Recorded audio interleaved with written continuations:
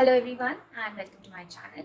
First of all, I hope that you and your families are safe amidst the coronavirus outbreak and that you are following social distancing norms and that you are not stepping out of your homes unless absolutely necessary. Now that you're home, I am hoping that you are not ordering food online and making your own food. Now that you are making your own food, I've got something for you. I have made a video in which I'm going to show you how you can preserve and increase the shelf life of few of the basic ingredients which you use in your kitchen. Now, according to you, what are the basic ingredients? If you ask me, I'd say tomatoes or coriander or green chilies, onion, ginger, garlic. Well, anything other than that is just bonus. Now, if I get any other vegetable other than all these I've mentioned, it's a bonus for me because I can still cook using all the pulses which I have. For example, I have moong dal, masoor dal, matki, rajma, chole, and lot of other options. So even if I don't have any vegetable, I'm still good to go. So these are really important to have. So in this video, we'll see how we can preserve these basic ingredients and increase their shelf life. Let's go. Here I've got some tomatoes. We'll see how we can store these tomatoes in 3 different ways. For that, we need to segregate them. As you can see that few of the tomatoes are very firm like this one. And few of the tomatoes are not that firm. I'm not complaining, rather I'm counting my blessings that I have fresh food available during the pandemic. Now, the ones that are firm would be kept aside to be used in salads or other purposes. And the ones that are not very firm, we'll convert them into a puree. As you can see, I have got this vegetable bag or vegetable net, and now I am keeping the firm tomatoes into it. You can store as many tomatoes as you want this way. I don't want these many of them, so I am taking out a few. These will now go into the vegetable box in my fridge. Now, we'll make use of remaining tomatoes in 2 ways. Number 1, we'll make a raw tomato puree out of it, which you can use in any chatpata gravy like chole, rajma, or any other vegetable curry for that matter. Number 2, we'll make makhni gravy out of the remaining lot. Sounds interesting, right? I'd already washed them with vinegar water yesterday itself when the grocery was delivered, after which I left them on the newspaper overnight. Now, I am going to quickly chop them up. I always remove the green portion on the top by cutting out small triangles. Here I have diced the tomatoes and now I'll be grinding them in a jar.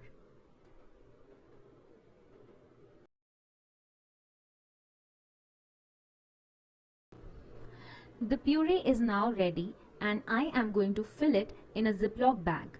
You can alternatively use any other airtight container if you don't fancy the Ziploc bag. Here, I have transferred all the contents to the Ziploc bag. I always try and scrape out every last bit from the jar as I don't like to waste food. This will go straight into the freezer section of my refrigerator. You can freeze the puree for up to at least 15 days. Here, my tomato puree is ready. The other gravy which I am talking about is the makhni gravy, for which we have the remaining tomatoes. I have some onions with me as well. In garam masala, I have tej patta, dalchini, 2 cloves and elaichi. I also have a few cloves of garlic which are peeled and 1-inch piece of ginger which is peeled too. Now what I'll do is I'll roughly chop the garlic here along with the ginger. As it will be pureed ultimately, we don't have to worry about chopping it finely.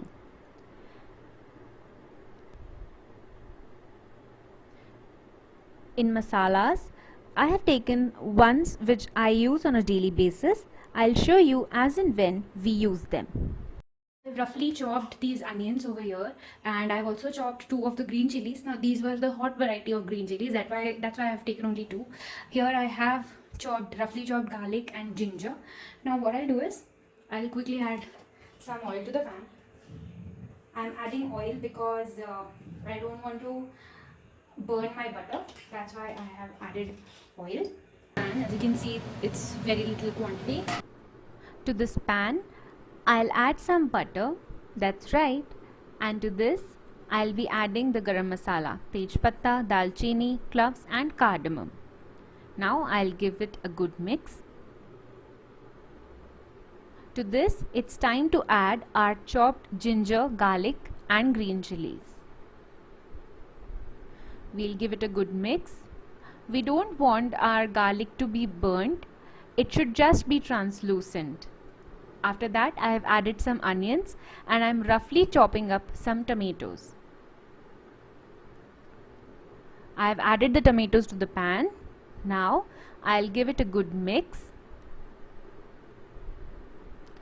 After this, I'll be adding some salt. Salt will help it to cook very nicely. Then what I'll do is, I'll give it a mix. I'll cover this up and we'll cook it on medium flame. We'll check on it now if our onions and tomatoes are done. As you can see that onions and tomatoes are mushy. We'll give it another 5 to 10 minutes, after which we'll allow it to cool completely and then we'll make a puree out of it. I almost forgot that we have not added any of the masalas to it. So now I'm going to add some turmeric, some red chili powder and also a very little amount of dhania powder to it. If you don't want, you can totally skip it. I'm just adding a tad bit of it. Now you can also add a very little amount of sugar. You can totally skip it if you want. I really like it and I'll add while preparing the sabzi. Isliye I am not adding it right now. Another thing to keep in mind is to remove the garam masala before grinding the mixture. This will give a very subtle flavor and you won't be overwhelmed with all the garam masala flavor in your sabzi. I always keep a count of every masala I have added. It gets much easier to remove them afterwards. We'll now give it a final toss. It's now time to switch off the flame, cover it partially and allow it to cool down. We'll then finally make a puree out of it. We'll transfer the content to this grinding jar like so and do the needful. Now the puree is done. We'll now transfer it to this container. This prepares our basic masala. Now, depending upon the amount of vegetable you want to make, you can just toss it with little bit of oil. You won't need much oil because it already has a good amount of oil present. You can just toss few spoons of this masala if you want to make veg makhni, paneer makhni or any other vegetable for that matter. This is a very versatile gravy which we have made. So that's it. We'll close the lid and as you can see that we have a decent amount of gravy ready to freeze. You can freeze it for up to at least 12 to 15 days in your freezer and enjoy it whenever you like. So that's it, it's ready to freeze. Now we'll see how to store dhania or coriander for longer. For that, I have washed it and dried it on a newspaper all night. In order to store, what we need is a container like this. So if you don't have a plastic container or you don't want to use a plastic container, you can opt for a steel container or a glass container as well. Now what I'll do is, I'll quickly sort it and remove foul leaves. I'll then hold it together and chop off just the roots. Now, after chopping the roots like this, our dhania directly goes into the container. Now, I'll fill 10 to 15% of the container with filtered water. We want to soak the stems by doing so. After that, you can see that I have taken a polythene. I have washed it properly. The idea is to cover our leaves and container with it. What I'm doing is I'm just folding it so that it gets firm. I'll now pull all the leaves together and cover this entirely. This is how it looks. Trust me, what you have to do is daily to remove this polythene, throw away the water which you have filled and refill it with the fresh water. If you do this every day, it will stay fresh for at least 12 to 15 days. I hope you enjoyed watching this video. If you did, please click on the like button. Share this video with as many people as you can. Comment and let me know what else you want me to create. And please subscribe to the channel. I hope to see you next time. Bye bye.